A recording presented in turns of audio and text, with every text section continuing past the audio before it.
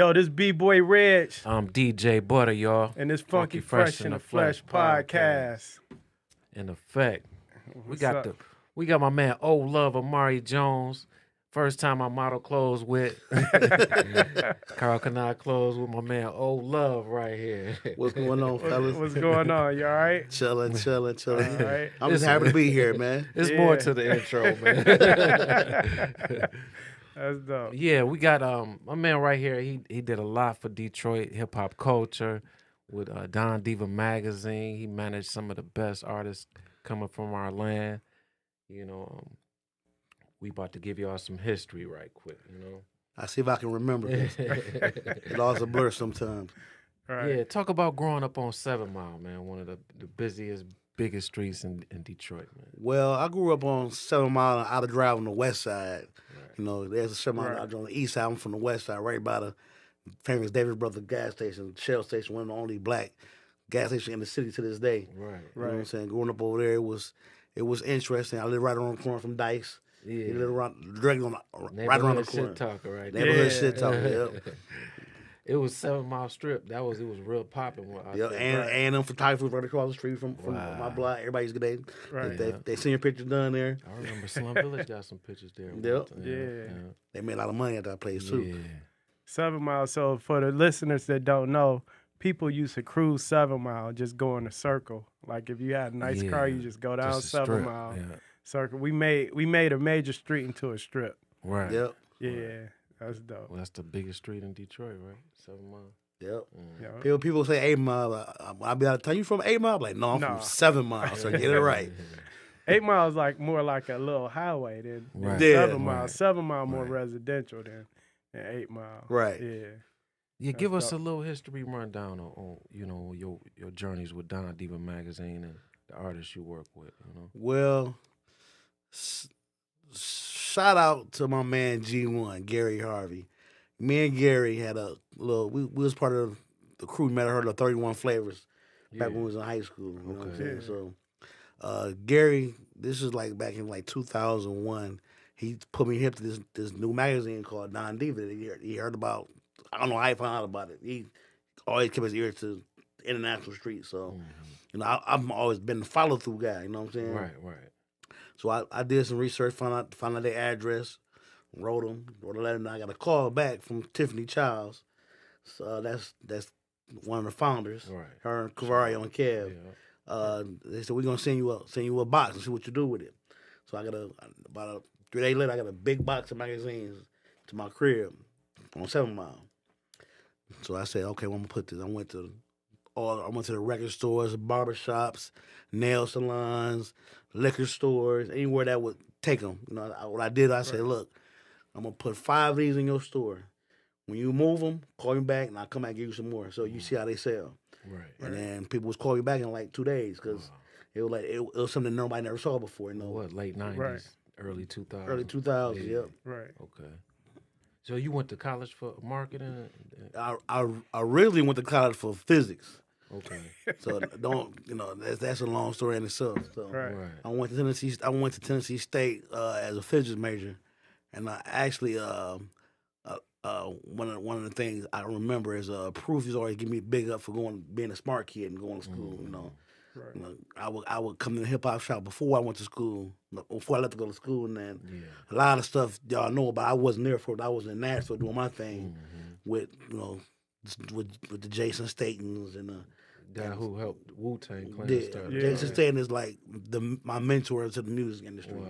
Him Wow. and Shout him and out Mark Jason. Hicks. He don't get a lot of props, man. Yeah. Jason is definitely a big influence. He had the Wu-Tang stickers all across Detroit, man. The first time I got my vinyl, Wu-Tang exclusive vinyl was from him. And matter of fact, that's how I linked up with Patchwork too, was through Jason. Because back in '95, I don't know if you remember, Steve Hedgewood, who was the program director for WJLB, had Jason, and like I'm starting this new radio station in Atlanta called Hot 97.9. I want you to come be the music director. So he ended up leaving Michigan, went to Atlanta to start that, and he was music director. Had to make sure, and I remember going down there to see him. The studio was in a trailer in the middle of nowhere. It was no building, none of that. It was just trailer in the middle of nowhere that was broadcast from. They had a wire in the pole coming to a little one of them steel trailers, like the steel bullet trailers. Wow. And that's why I first met Curtis and Bob from Patchwork. They had just opened the studio, so a lot of stuff I don't remember. But people like Jason would tell me, like, "Do you remember coming down and Outkast be recording their second album? You was upstairs asleep in the lounge." Wow, I said, I didn't even know. I was just going to sleep. You know what I'm saying? That's crazy. That's funny. So you talked about Jay. Who else was one of your influences or mentors? Mark Hicks. I've been a lot of people I've known so long. I don't remember where I met them. So I had a conversation with Mark earlier this year. I said, "Hey man, Mark, I know you. Where did I meet you?" I don't know if people know, but me and Shoes went to school together. So we had a radio show at Southfield High School on WSSJ. Yeah, so I would bring my turntables up there and plug them to the back of the old Atari, have a mix show. We had call-in and stuff. So I guess Mark had heard the show, and he came up to school looking for me. And they were like, "Who is this grown-ass man coming looking for a kid?" You have to call his mama, man. Right. You know, so that's how according to Mark, that's how he met me. He was getting busy on the turntables back then. Yeah. Yeah, so me and my DJ partner was DJ G1 was the DJ for 31 Flavors. Yeah. Right. With Bugs and all those guys. Bugs, Bees, Einstein. I don't want to leave nobody out. Peace, Bugs. Yeah, rest in peace, Bugs. Yeah. Wow. And a side note too about Bugs. Many people don't know that when I first came back from Nashville going to school, we had a crew. It was 4 of us. It was me, Proof, Bugs, and Bizarre. It was called the Fantastic Fabulous Four Motherfuckers. We was act like we was male dancers at the mall. So Proof's name was Nuts and Honey. Bug's name was Choco Bliss. My name was Safari Omari. And Bizarre name was Peter Piper, the Shy Guy, a.k.a. Thick Dick from Ohio. Thick Dick from Ohio. That's the name? That's crazy. Peter Piper, the Shy Guy, a.k.a. Thick Nick from Ohio. Thick Mick. Thick Mick. That's great. That's funny as hell. That sounds like some bizarre Wow. shit. That's funny. so many words in that shit. Right. Wow. Yeah, but basically, I just got my whole history of being in the industry just off of happenstance of who I grew up with and who I knew as a youngster with, like all of us. You know what I'm saying? Right. So, Right. like people would say, how you get involved with D12 and Slum Village and this and a lot of dark man? I said, we just was basically grew up together. You know what I'm saying? So it's by happenstance. Not because I had some special skill set. I just knew him, and then I developed the skill set from just being around. You know, Right. I'm sure this guy remember when we went to Scribble Jam. Yeah. Totally. Mm-hmm. Tell me something, man. When the last time you talked to Baatin's mother? 2 days ago. Oh, how she's doing? She's doing. She's not in the best shape, but she got very high spirits. You know what I'm saying? Especially with somebody that lost 3 of her children. You know what I'm saying? So, you know, I know it's like me and a couple other people that check on a regular. My man Khalid Clark and Amina Roses. She comes from every time she come out of town. She come check on her. But you know, I go over there, you know, eat with her, have some food, check the stuff, and you got the painting, and I took her over painting over there. That made her day. Wow. She got it in her living room on the wall. The rest of her pictures. Wow. Shout out to Baatin, mama. I made a paint for her, man. That's dope to hear that, man. That's dope. No, this guy's a pure Picasso. He got, you know, all types of artwork going on. Talk about your relationship with Slum Village, man, and building with them. You know. So basically, like everybody else in Detroit, we all knew each other back in the hip hop shop days, or maybe a little just being around and, you know, going over to the house from McDougal. I would go over there with Dez. My first memories of going to JD house was when he had the White Ranger. Yeah, I remember the White Ranger. Yeah, so that's my first memories of going over there. And basically, always been around the hip hop shop in St. Andrews, but how me and Baatin hooked up and got real tight, and I started managing Baatin was we both deal with mental health issues. So I ran into him in a hospital, in Riverview Hospital on Jefferson. And I'm like, man, what you doing in here? I'm post-serial, nigga, what you doing in here? And then we just clicked. You know what I'm saying? That's when he ended up, right around the time he first realized that he had an issue. You know what I'm saying? So That's what's up. Rest in peace, Baatin, Slum Village, JD, J Dilla. Yeah, that's what's up, man. So basically, when that, I've been knowing RJ Rice for years. You know, me and his daughter went to school together in Southfield. So I didn't even notice her a year recently because she's 2 years younger than me. And young RJ was best friends with my friend's little brother. He's like way younger than us, but so it's like a small world. So again, just growing up in the right part of town. Right. I want to go back to the Don Diva magazine. So you said you put them in the different places on consignment. It's starting off, right? Because nobody knew what it was. Like people don't want to take risks. They don't want to just buy something they don't know how it's gonna sell. Right. But I didn't just do it in Detroit. I was in Ohio, Indiana, some parts of Illinois. You know, so that was like my region. So basically, but that first batch, were they expecting you to like go out, or they just said do what you do? They just said, let me see what you can do. Right. So basically, before I started, had an official title, they were one of my clients for my promotion company. Okay. You know what I'm saying? So right. And then how soon after that first order or that first box were they like, okay, it's official? Probably after the first issue that I was listed in, right? I forget. It was when we had the thing cover. You know what I'm saying? I think it may have been the Willie Lloyd issue or something. But then we did by the time we came around and did the Chambers Brother issue, that's when it was official. You know, 'cause we started doing a lot of Detroit content. So people at one point we did so many Detroit, people thought it was magazine from Detroit. Yeah. You know what I'm saying? So. I know a lot of people thought that. They was like, oh, this Detroit magazine. That's what people was thinking. That's dope. Yeah, but my the issue that I was the most proud of was the Butch Jones issue. Yeah. Because that was like my baby. Because what happened was, by this time, Kevin got out of prison. And they were like, we need that kid Eminem on the cover. And just so happened that D12 were on their second album. So I was like, I think I can make that happen. But thing is, you got to get the whole crew. Right. So I said, then we did. It was Butch Jones on the front cover, right? Which I did all the research for that story, and then on the back cover was D12. So okay, that's dope. Man, talk about working with Bizarre. You like his fishing buddy or something too, right? Yeah, he called me his assistant fisherman. His assistant fisherman. You know, he gonna be mad because this guy loves to fish. He see a puddle of water, he wanna go fishing.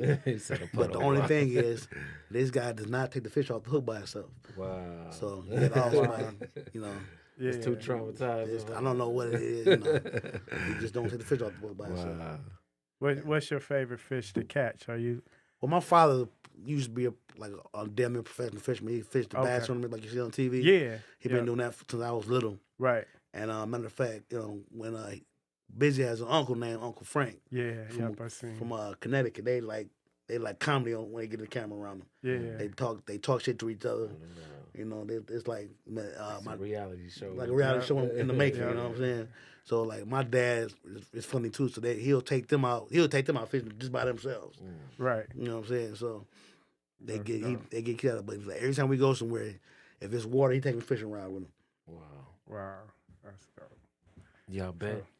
No, we don't bet. He'll never win. So we don't lose some money. So I'm just playing. Wow. Y'all go out on the boat. Y'all ever like charter a boat, or y'all just only pretty much just off the shore. But he go out with my father. My father has a bad boat, so okay. You know what I'm saying? So, right. But I think he chartered one time. His other time wasn't there. He went on a charter. Because I don't know if you guys know, Foulmouth, his mother is real big in fishing too. Okay. All right. Wow, that's dope. Shout out to Foulmouth too. We had them on the show. Yeah. Middle Finger Music. Yeah. Yep. You've been in hip hop for a long time, man. What changes you want to see for the next 50 years? Next 50 years, with Detroit and global. You've been been around the world with JuniorMafia and all those guys. I would say, as you think, even with history, things repeat itself. I like to see things get back to where it was in the golden era with the content that's coming out, more positive content. Because right now the agenda that's being pushed is really destroying us as a people, not just black people, but people in general. Because, you know, these white kids follow just like we do. So, you know, a lot of times things are the way they are because of the music that we listen to and was popularized. So, I know when I was in high school, my favorite group was X-Clan and Brand Nubian, shit like that. You know, KRS-One, BDP, stuff that made me think I want to do research about myself. You know what I'm saying? So, those are the first raps that I learned. You know what I'm saying? Not the first rap, but of course it was the Hotel Motel Holiday Inns and all that shit. You know what I'm saying? But as a teenager, the first rap that I knew the Brand Nubian first album front to back. I was there. Right.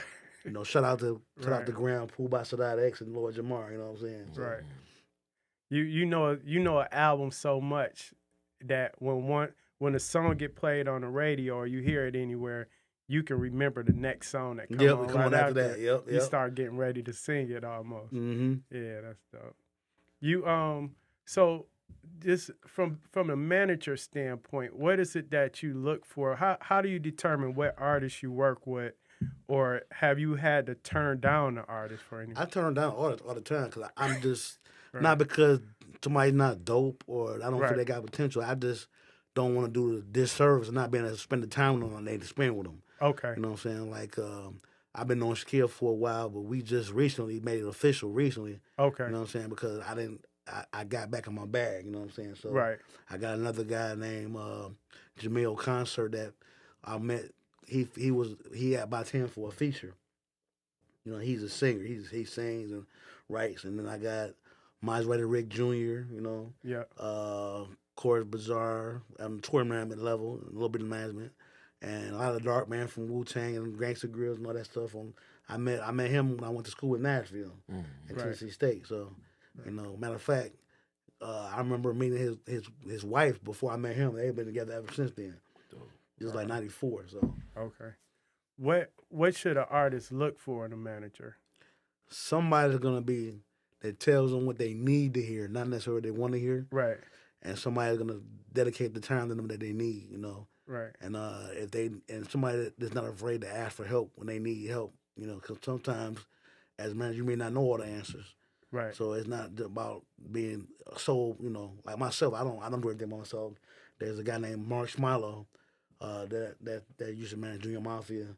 That's like he's like the VP of the company. You know what I'm saying? So he's in Arizona, like with where you at. So he's how I met Chico and Low C's and everybody, you know what I'm saying? And he managed the Trap Kitchen guy, so it's a collective, you know what I'm saying? Right. So no, it's always a team. It's not a solo thing, you know? Right. So sometimes I may not be available just because I may be somewhere, who knows where. So you may need to talk and I'm not available. So I have I work, you know, I sell life insurance, teach, all that other shit too. So you know. Right. With the manager role, because I think sometimes artists get it confused. Do you ever feel like you're playing more like a parent role? It depends. Some artists. Sometimes it's like that, you know. Right.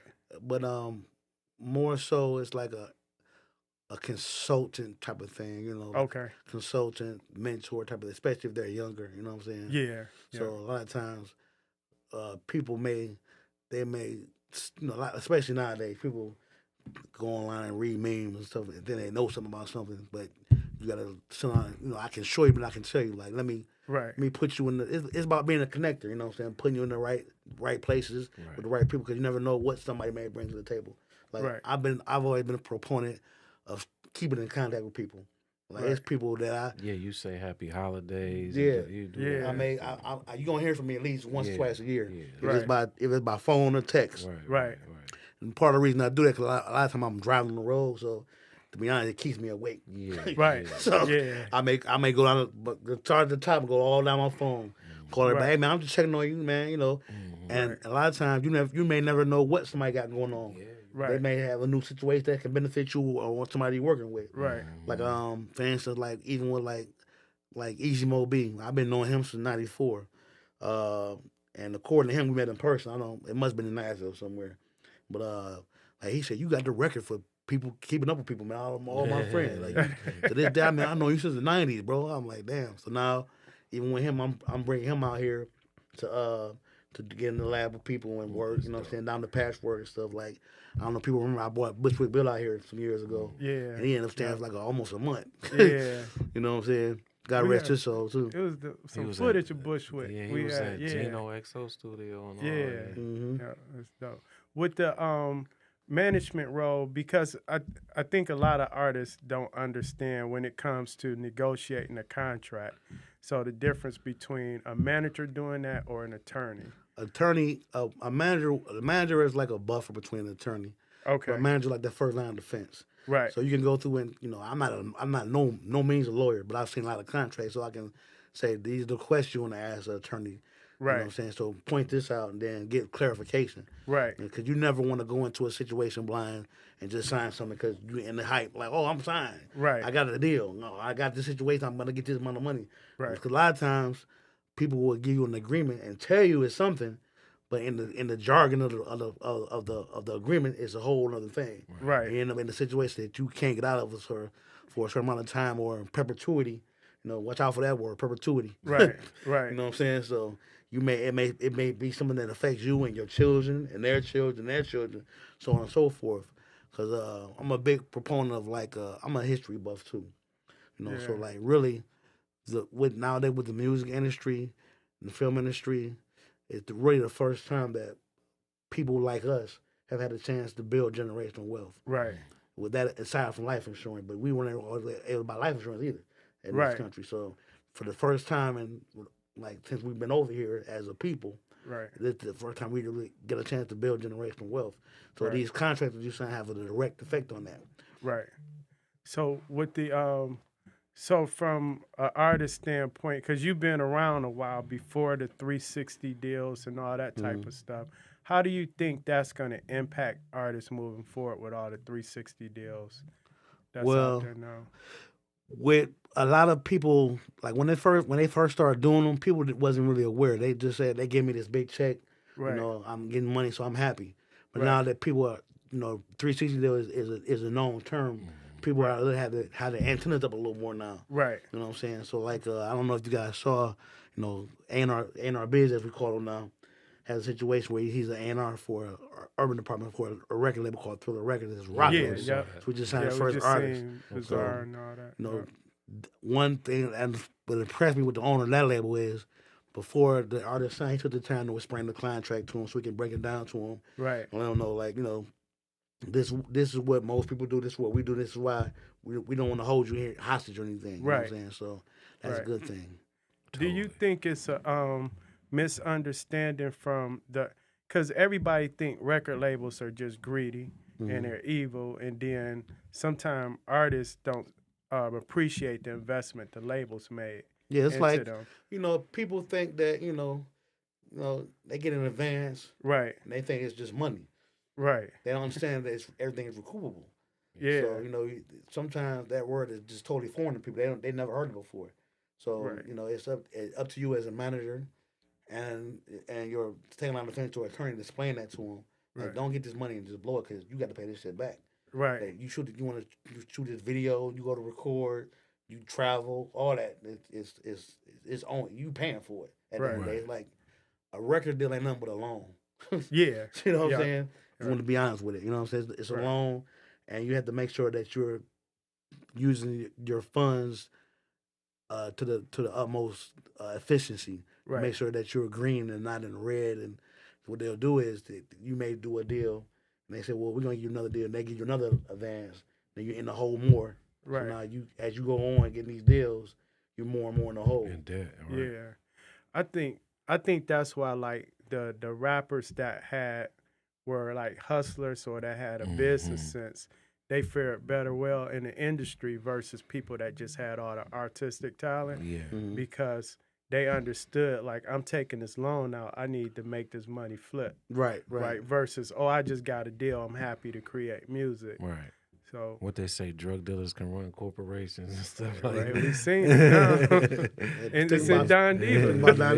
About Don Diva, you know, one thing I want to say about Don Diva too is a lot of times when we first came around, people thought we were glamorizing street life. Right. But in actuality, if you really take the time to read the articles and stories, it's really a precautionary tale, like a political magazine. Right. To say, look, if you look at all the stories, these people were getting money. They had the jewelry, the ladies, the fame, and all that. But either they were killed, their family got killed, or they doing football numbers, and they get they down to nothing. Right. So don't be that guy. Right. You know what I'm saying? Be that guy, but don't be that guy. Right. Be that guy on the legal business. Right. You know what I'm saying? So we talk about credit literacy, all that type of stuff in the magazine too, not just dope dealers. You know what I'm saying? So people get that. Oh, it's the dope dealer magazine. No, do you look at the pictures or you read the magazine? Yeah, we had. We remember we had Young Stuck on here, and he was telling us about when he took the magazine. Well, he took it up to college or something. Yeah, showing it off. Shout out to T Stuck. His level. I ain't gonna say a word, but he was here. Then his level went up to here. Like, oh, the women was. Yeah. Shout out to T. He doing a series with my brother Rick Jr. They got something together. Yep. And we had him on the show too. My brother Rick Jr. Yeah. Okay. Yep. Good interview, man. I've been knowing him since like 2008 or something like that when he was super young. Yeah. So like, a lot of people don't know. People know now, but like his father got killed when his mother went to prison when he was like 15. So he pretty much been like coasting. Yeah. And I'm really proud of him because he didn't follow in his father's mother's footsteps. He could have easily went that route. Yeah. But that's not why they expected him to do that. Right. So he took the high road and he told himself about the bootstrap. He got a kid himself. Have a clothing line, collection. All that. His kid has a clothing line. Kids just turned 11, so round the line. Yeah, he was one of the few people we interviewed where I almost couldn't talk because like just knowing who he was and that whole history, I was listening to him and I got something completely different than what I expected from his kind. Because he was like real mature far beyond his years, right? And I was like, I don't have nothing to ask this dude.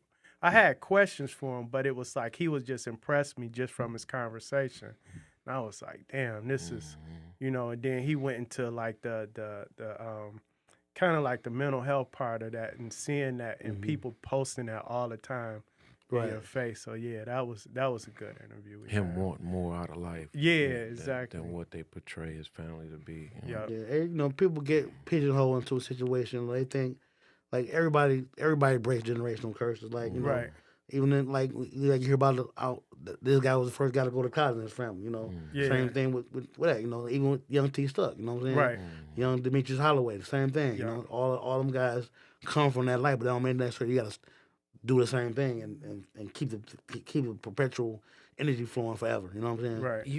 When you went off to college, it was like when you came back, it was like a thing. Like here, we was happy to see our homeboy go to college. You know what I'm saying? I remember my parents, like let Bizarre tell it. My parents was the only people buying shit from the hip hop shop. Nobody buying no clothes. Everybody come to rap. He probably right because the only time I brought a shirt was actually at the Rhythm Kitchen. Wow. I never brought one from the shop. Yeah, I was. I was a big proponent. Like I had a homeboy that went to school with us named Groove, and he was from Chicago. He was in Nashville. He was like the Avon Barksdale to it. He was in college taking class, but he was a millionaire because he had a clothing store called Groove Wear. Wow. And he had I proved him in the catalog. I put the Marie Malone shit in there. He had Carl Canal, everything. He had Coogee. He had Maury shoes. Wow. All that. At one point, he was making like $1 million a month. So he was killing it. You know what I'm saying? He was in college. In college, his store was in Nashville. He went to Tennessee State. Wow. Yeah. So at the whole time he's in school, he just rich as fuck. You know what I'm saying? And he was like our role model. Like, we're going to Groove. We're going to Groove spot. You know what I'm saying? Yeah. Yep. The Groove still getting money to this day. Wow. That's dope. Man, you paid a lot of dues out here, man.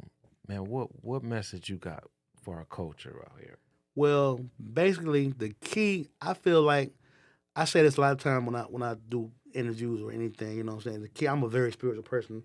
I came up in the church, you know what I'm saying? I grew up, going to the masjid on Friday with the crew, like with the Hassans and the Ismails and stuff, other who we hung out with.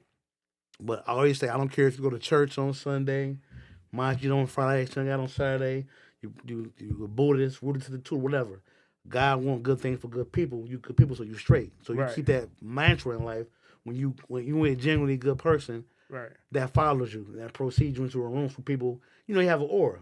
So when you doing business with people, people get the sense that you are worthy to be around and you're trustworthy. Right. And it comes out in Right. your business acumen. You know what I'm saying? So it's about just being a good person in general. Right. You know what I'm saying? Right. That's the key. You can have any skill set that you want, but if you're not a genuinely good person, Yep. then that reputation precedes you. You so Right. Yeah, that's dope. Phone be dry as hell. Yeah, people like, I ain't fucking with that nigga, man. Hey, yeah.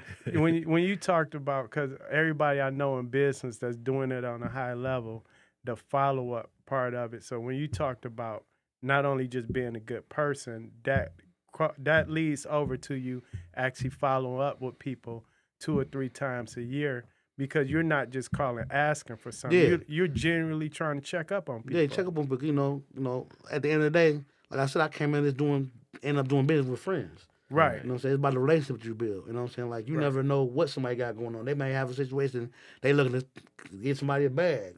And you may be that guy to get the bag, or get somebody else need a bag of bags. So, Right. you know, I've been around a lot of people that before they got on, you know, so like, from the 3-6 Mafias to everybody. Like, Serving the world Serving the world clip. You know? Yeah. You know, it's like that's like Cash Money before Cash Money was Cash Money. You know what I'm Yeah. saying? So, matter of fact, my son is a senior in high school now, West Bloomfield High. He plays on the football team. So I took him down to Nashville this summer to go. We had my family from down there, and I linked back up with some people from back in the day. So the recruiter for TSU that I met through my guy Groove, that Groove where knows the people that I used to mess with. So it's crazy how I came about even meeting Serving the World Click. I left Tennessee in '97 because I was about to get in trouble, do something I didn't want to do, because this guy, everybody knows his name. I ain't gonna say his name. Stole my turntables around, so all my friends about to ready to pop this nigga and shit. So I let me leave this nigga before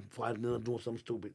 So I came back the next year. And I'm in the parking lot and I see a flat on the ground. Everybody know what a flat is, right? It's just like promo. a promo, like a record cover, but it's just a piece of cardboard. So it said "Serving the World Click." Said album produced by Manny Fresh, featuring Hot Boys, Big Thomas, Bun B, Lil Kiki.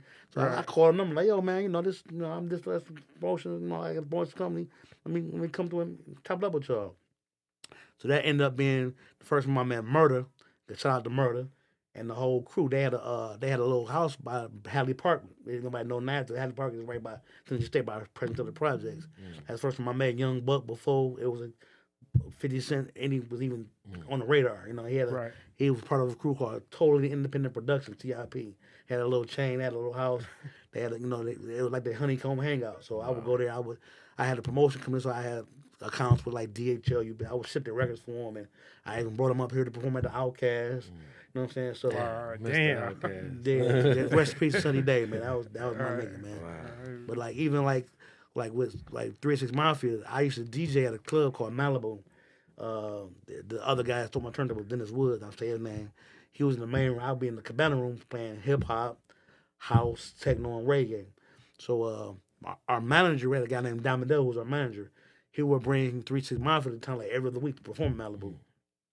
So this is like '94. You know, earlier that it was like I remember I just ran into DJ Paul in New Hampshire with Bazaar at the show earlier this year. Okay. He's like, yo, man, you used to DJ in Nashville. I was like, yeah, I remember y'all used to have the Suburban, and your man had the Lexus. Like, yeah, the Lexus. And then everybody, it would come up, they would follow me up the campus, and I'd be, oh, yeah, like, yeah, you know what I'm saying? But I guess when people remember people from before they got on. I remember, matter of fact, talking about them, I remember I was working for the labels and stuff when I was in college, you know what I'm saying? So shout out to Hakeem Jahimjama, wherever you are. He was the marketing director for, I forget, Perspective and another Columbia. It's one of the labels. Was that Jimmy Jim and Terry Lewis Perspective? I think so, yeah. And I was going to Tennessee State. I was in the summer program at Fisk through NASA, and there was a girl I was talking to who went to Xavier University in New Orleans. We ended up kicking with my little girlfriend or whatever. So the next year, in February, Valentine's Day, had a homeboy from Chicago, Q guy. He had a round trip ticket to New Orleans. And he couldn't go. So like, you want to buy my ticket from me? It was like $70. I'm like, yeah, this Right. before 9/11, so you can just go to the airport, ticket, and take whoever you are. Right. So I went down. It just happened to be gathering convention. So I came, had the corporate car, got me a hotel. We were eating out, and I remember going to Tommy Mottola suite party for Mariah Carey. And I met Muggs, DJ Muggs there, and Lotta Dark Man had just did Devil in the Blue Dress. We talking about Lotta Dark Man and stuff. So we traveled up, and I see Master P's tour bus talking about Shakira. Master P's tour bus outside, and I ran into Paul and Jay. Like, what y'all niggas doing? Oh, what's up, nigga? You know, what's going on? You know, so it's a small world, but those are things I never forget. You know what I'm saying? That's why you may lose, but I always keep up in touch with people. Right. Like, I talk to his big brother Phil to this day. You know what I'm saying? So wow. That's cool. So the key takeaway is keep your relationships. Yeah, people skills. People skills. It's like very important. People skills are very important. Like I'm even like I'm big on people. I'm big on people skills, and I don't take things personal, but like, everybody don't have them. But like even like people like say you call somebody several times, they don't answer. Like I'm like, just shoot me a text, not that you got my text. You know what I'm saying? Or my call. That's just simple. You know, people feel like you're not. Right. You know, am I beefing with you, or are you mad? You know, people, you don't know what people think. So if I may not answer, you call me, be doing anything, but I'm really gonna say, hey, I got your message. I'm gonna call you back such time. You know, that's just people skills in general. You know what I'm saying? And that follows their business. You know what I'm saying? So it's a difference between every hustler has the potential to be a businessman. Right. Every businessman is a hustler. Right. So it's a difference, though. Yeah, you know big difference. Yeah. What? So let me ask you this: it's because it's some artists that probably can, but it's a lot more that think they can manage themselves, especially early on being independent. Like I'm independent, I can do it all. What's your thoughts on that? Well, sometimes it's a matter of trust. Sometimes people don't feel like they can trust nobody. You know, first of all, so that's one thing. But at the end of the day, you always need that buffer so people have limited access to you. You know what I'm saying? So you don't want to have everybody have access to you. Like, you got to talk to my guy. Don't talk to me. Talk to this guy. Right. So let me practice on my art. Yes. Right. You know, everybody plays a role. I know about doing tax, but I'm not a tax guy. I let the tax guy do tax. I let the accountant be the accountant, the lawyer be the lawyer, the insurance agent be the insurance agent. You know what I'm saying? The teacher be the teacher. Right. They're all buffers. They're all buffers. You know what I'm saying? And speaking of taxes, because we had Lamont Hayes on the show, and he talked about people getting in trouble with the IRS. As a manager, are you helping them find good accountants? Do you have those connections for most artists as well? All right. I happen to run into one by hook or by crook. Like, I just, you know, I've gone through several. Right. But I find the ones that work, you know, come how they work. Like, it's funny. My father's cousin, which is like my generation cousin, her husband is a tax guy, and I never knew it until recently. He told me like, they have a driving school in Texas, but he can represent you in any tax court in any 50 states. So he's like a CPA on steroids. You know what I'm saying? So it's like he told me it's like a certain level. He got the IRS certificate. Yeah, he's like almost like to the point where he works for the IRS. He's like, they're right underneath there. Yeah. So it's like, you know, it's about referring people to people, you know, putting people, like my new name called me Ola the Connector. So I've been known to like, I like put people with people. I don't like to be, I can be a middleman, but I don't stay in your business, you know what I'm saying? Right. I know somebody you need to hook up with, I put you on the phone, say y'all get each other number, so you ain't got to call me to talk to this guy. You just talk to him. Right. You know, sometimes people end up doing shady shit when you do that, but, you know, my blessing gonna come how they come, you know what I'm saying? So if you do what you do right, and I'm righteous, most times people gonna be righteous. If they're not, they come back in the long and have to watch. You know what I'm saying? So, and I feel like, you know, if I miss it, I miss it. It wasn't meant for me to get it. Right. What do you feel about artists that feel like, oh, my manager? Because sometimes I hear artists and they say they don't feel like their manager earned their pay, or they don't want to split the money. Like, what's your thoughts on that? Well, sometimes that comes with an artist not really knowing what the manager does. Right. They have no clue what all the stuff that you as manager do for your client. You know what I'm saying? Is it that the manager makes it look easy and it's harder for them to appreciate? Or sometimes it's that, or sometimes the manager may not be doing what they're supposed to do. Right. Just being honest, you know what I'm saying? So a lot of people say I'm a manager, but they just manager because they want to be a manager. Right. They just know I'm supposed to do this, do booking, put up a sign for booking, call me or do that. You know what I'm saying? Right. But they, in actuality, they just booking agent. They're not a Right. manager. You know what I'm saying? It's a difference. Right. You know what I'm saying? So Artists is more pessimistic, while the manager gotta be more optimistic. yeah, you gotta be, but you gotta be honest with you, brutally honest too. Right. So, Right. like I said, you gotta tell them what they need to hear, not necessarily what they want to hear. Of Right. course.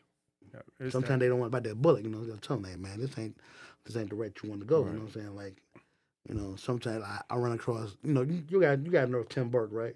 When Tim Burke used to I work for know. BMG. Yeah. He had an artist. I'm not gonna say her name, but he had an artist that he put me on the phone with, and sometimes I had these calls where I may get on the phone. I put Talking to the mic. This is Oh, my important. bad. Oh. I don't want to get cussed out. I have a situation where I may get like 10 people on the phone just to network.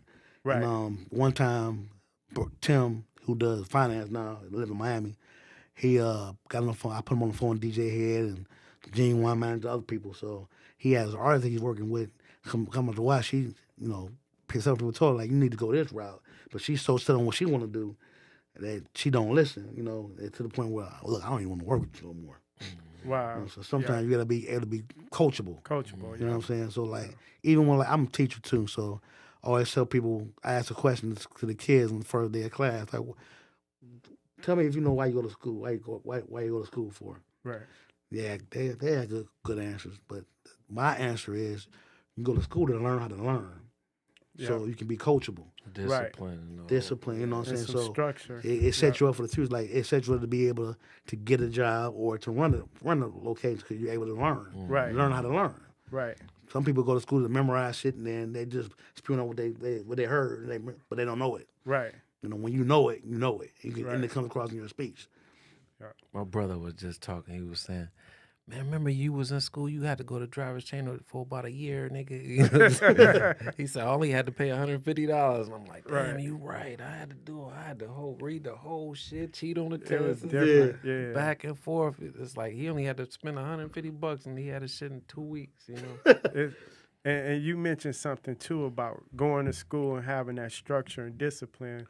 That tie into what you said between a hustler and a businessman, because the businessman understand the structure and discipline that's needed to make things happen, but they also have some hustle to them. Yep. Most hustlers just know how to hustle, but they structure. They end up owing a ton of taxes and all type. Their paperwork messed up.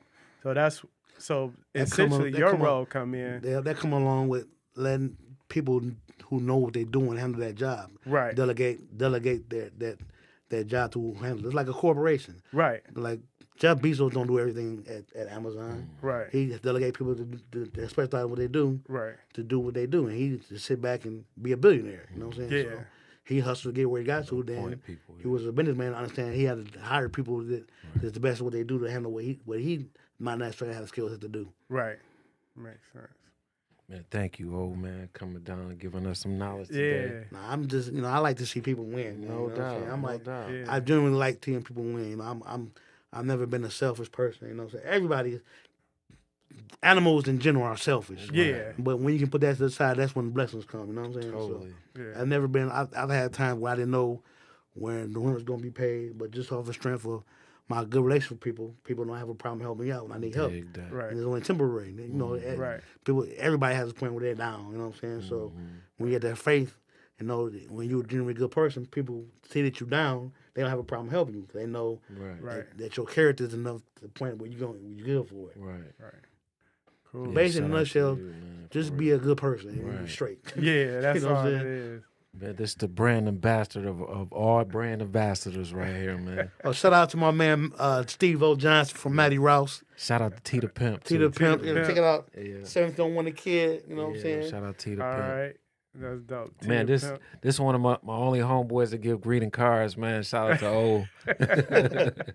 We appreciate you, O Love. Thanks for real. having me, man. Spreading love with the O Love, you know. Yeah. dope. It's your man's love. Yeah. The old lobster, dumpster, molubster, chubster, molubster, colubster. Right. Once again, Funky Fresh in the Flesh, another